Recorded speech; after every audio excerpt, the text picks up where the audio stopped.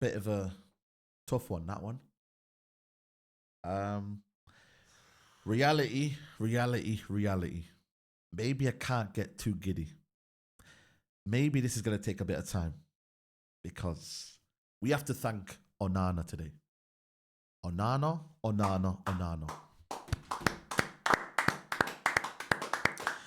If it wasn't for him, United would have been beaten convincingly. 5-1. 5-1, 4-1, you name it, yeah? You name it. Because today was tough. It was tough.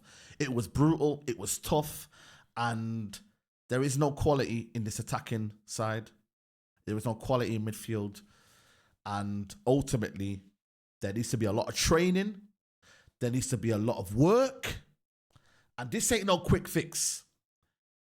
I'm going to have to hold myself back. And that is going to be difficult. Hold myself back because I want to be excited, but I have to realize that these players, some of them are duds. They are duds. Yeah? There is no composure. There is no thought. There's no imagination. There's no quality in this team. These players cannot be taught, yeah, when you are 5 yards away from your player to pass the ball on the floor. But no, he tries to lob one over the top. When you're in a position to pass the ball and square it to Rashford, you can't control that. You can't, for me, coach that because it should be in your brain to pass the new player when he is in a better position than you. Some of these players are going to have to learn the brutal way. And I pray Ruben Amorim is not... I pray he tells them what's going on. He tells them what's it. He tells them, listen, you're not that good, you know. You need to be better, you know. Accountability needs to be put in this team, man. Reality check. You may be on big wages, yeah, but you ain't that guy. I've seen better players at Sporting, yeah. He needs to tell them that.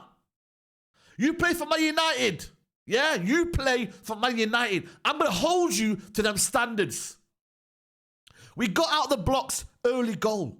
Brilliant from Amad Diallo. Absolutely brilliant run. Rashford in the middle, right place, right time. I thought to myself, yo, we are cooking here. We're crossing the ball. We're crossing the ball. But after that, and Nuruddin might say we played better 15 minutes. I'll be honest with you guys. From that moment onwards, in the first 10 minutes, United created barely anything. And we were pegged back in. The midfield spaces that we've seen under Ten Hag were there to be seen. They were there. Eriksen and Casemiro were lost in that midfield. Johnny Evans was getting exposed. There was no one covering each other. There was no ideas. Bruno was quiet. Garnacho was offering nothing. It was Rashford was, catching shadows. Lost cause. I'm sorry, guys, man. It weren't good enough. I will be patient, though, because I know that I believe in this manager, but I don't believe in his players. That is the reality, guys. I believe in the manager, but I don't believe in these players. Because some of them, I've taken liberties now. Some of them, when they come on, yeah, no impact. Today, our substitutions, no impact. That has to change. We've seen it too many times. Our substitutions have zero impact. Zero. And that, for me, has to stop. But unfortunately today, man, for me, Onana needs to be given the utmost appreciation today. Because without him, I'm sorry, today ends in a defeat. And I'm taking that point. We didn't deserve anything. That for United is a point gained. It's not even 2 points. Well, it is in the grand scheme of things, 2 points drop. But the way we played today, in the context of today, it's a point gained because we didn't deserve anything. Ineos need to wake up. And in summer, they've got to start selling players. They've got to cut their losses. Straight up. Because the front, I've never seen a team, with 600 million spent look like this, where there's nothing to show for. The gaping hole in midfield in the first half needs to be addressed straight away. Eriksen's going to leave by default. We need to get a player in there. Casemiro might part ways this summer. We need to get a player replaced for him. We need to strengthen that midfield. We need physicality and we need legs, players who are going to run up and down the pitch. Ruben, I don't understand why he didn't make his substitutions earlier today. No, he did 55 minutes. No, but Garnacho played 85 minutes here and did nothing. Nothing. Ahmad, in the final bit of the game, had that one opportunity that he could have tried and score. It clearly shows that he's the player that should be playing further forward. He shouldn't be doing the doggy-dog wing-back role. That is not his role. That is not where he's going to thrive. I know he got the assist today, but imagine what he could have done if he played in one of the 2 10 positions. That's what Ineos need to see and say, yo, we need to sell some of these players. Delap turned and smoked 4 players and nearly ended up scoring a goal, and Onana had to make a save. We need to reinvest in it's a rebuild job. Straight up. We need 5-6 brand new players that will fit into this system. I'm glad that Ruben started out with the formation that he wants to stick to. You know, these are the positives. The first goal that we played from open goal crossing the ball, that's a positive. We can definitely take positives from that. But some of these players, Bruno going back to default, shanking the ball, not keeping composure. Garnacho not keeping composure, getting pushed about, whatever. Nah, man, it's not enough. Honestly, it's not enough. I would have even understood if you put Rashford in the 10 and then put Xerxes and Højlund further forward. But we'll have, like I said, we'll have to hold back. It's a process. It's a long, painful process. It's going to get worse. It's going to get worse before it gets better. But I believe in the manager. I believe in the system that he started with. Evan started today. That shouldn't be happening, really and truly. It should be Martinez or Euro in them positions. But we'll see as the game goes on. We saw we were a little bit better with Luke Shaw coming on. A little bit more composure in the back line. But, bro, if Ipswich, if Hutchison and Delap can do that to us, imagine the other teams. And it's not on the manager, because it's the individual players on the pitch that in the final third are looking absolutely clueless. They don't know what to do.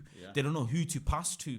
The fundamental that Ruben said in his press conference, we give the ball away too much. We're doing that on the pitch. And it's not on him, it's the players. No. Playing 2-yard passes, and you're giving it away. Nuruddin, talk to me. Back to life, back to reality, innit? Soul to soul, hold tight. Manchester United players lack intensity. They lack physicality. We lack composure. We look weaker than every other team that I watch in the league. We look slower. Decision making is zilch. Other than the first 10 minutes, or maybe some parts of the first half, I saw really decent bit of press. The triggers, pressing as a team. Sometimes we corner them, and they're very good at getting out. They know how to play out. But there's 2 teams played today, and Ipswich bopped us off that pitch, especially in the first half. And you know what? I'm not Onana's biggest fan. I just genuinely think that.